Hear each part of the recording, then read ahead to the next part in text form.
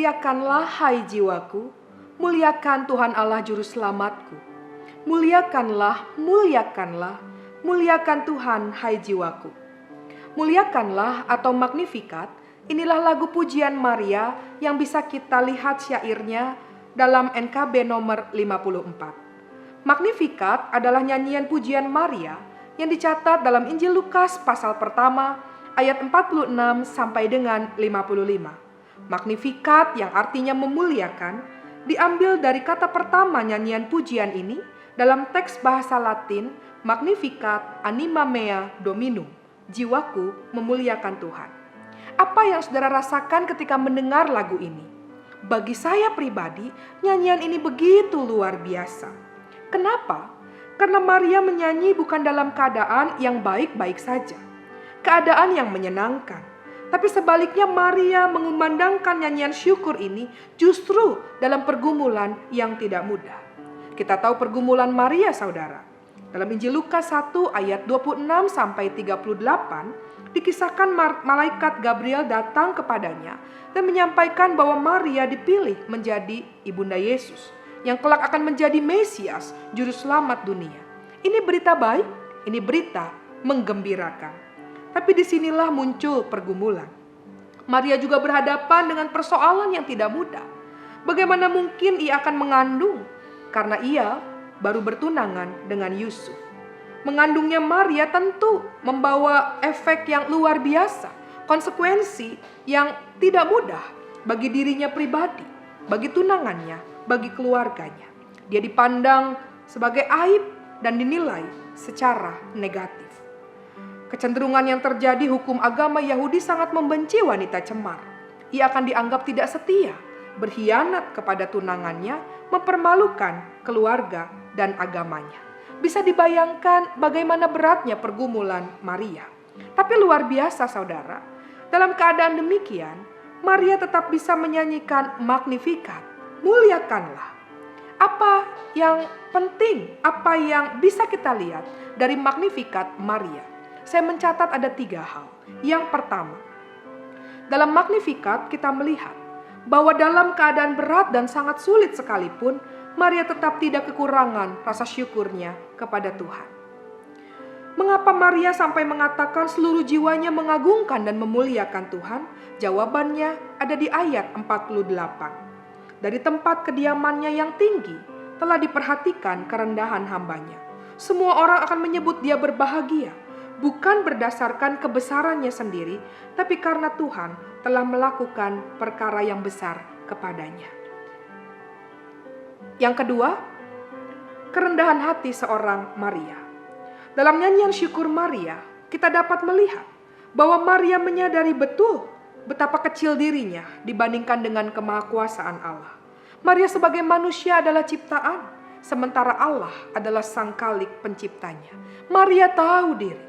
Ia tidak menjadi pribadi yang tinggi hati ketika ia mengemban tugas dan tanggung jawab yang mulia itu, dipilih menjadi bunda sang Mesias. Maria mensyukuri karya besar Allah yang telah memilih dan memanggilnya. Di sini kita bisa merenungkan, saudara. Tuhan bisa pakai, Tuhan bisa pilih siapa saja, bahkan orang yang sederhana, yang mungkin dalam pandangan kita sepertinya tidak mungkin.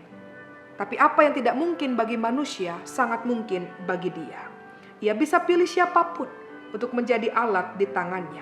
Karena itu, kita perlu dengan rendah hati menyambut panggilannya dan melihat maksud indah dari setiap rancangannya bagi kita. Yang ketiga, dalam Magnificat Maria, kita juga melihat ketaatan dan penyerahan diri Maria sepenuh dan seutuhnya hanya kepada Allah. Maria percaya dan mengimani Allah yang disembahnya tidak akan pernah mengecewakan dirinya. Kasih dan kuasanya tidak terbatas, melampaui segala perhitungan akal manusia. Yang Maria lakukan adalah ia berjalan di dalam iman dan menyadari keberadaan dirinya adalah hamba bagi Tuhannya. Karena itu Lukas 1 ayat 38 mengatakan, sesungguhnya aku ini adalah hamba Tuhan, jadilah padaku menurut perkataanmu itu. Saudara, kisah Maria mengajak kita untuk merenungkan bahwa saat ini kita juga tengah berhadapan dengan hal yang tidak mudah, hal yang bisa jadi berbeda. tidak sesuai dengan keinginan kita. Kalau dihubungkan dengan situasi saat ini, kita masih berhadapan dengan pandemi COVID-19. Kita tidak tahu kapan pandemi ini usai. Ini bisa jadi berita yang kurang mengenakan bagi kita. Semua mengalami perubahan, pola hidup kita, aktivitas, habit, kebiasaan, pekerjaan, kehidupan beribadah, persekutuan, semua berubah. Ada hal yang tentu tidak sesuai dengan apa yang kita harapkan, tapi bagaimanapun juga kita harus menghadapinya.